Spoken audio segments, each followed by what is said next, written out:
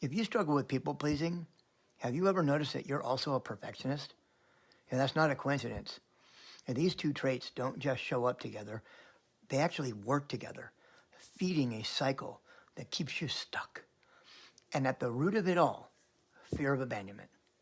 Here's how the cycle works. And when you have a deep fear of abandonment, your brain learns that keeping people happy is the best way to make sure they don't leave you. So you start people pleasing, saying yes when you want to say no, avoiding conflict, always making sure others are comfortable, even at your own expense. But that's exhausting. You start feeling like you're never enough, so you turn to perfectionism, believing that if you could just be good enough, if you never mess up, if you never disappoint anyone, maybe you'll finally feel secure in your relationships. But no matter how hard you try,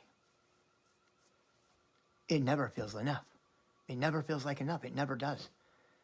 The cycle just starts over, leaving you drained and anxious and feeling like you always have to prove your worth. Here's a real problem. This cycle keeps reinforcing the belief that love and connection are conditional, that you have to work for them, that you're only valuable when you're giving, performing, or being perfect. But this isn't how healthy, secure relationships work.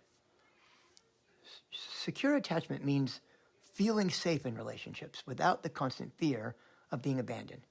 It means knowing you are enough just as you are, without having to perform for love.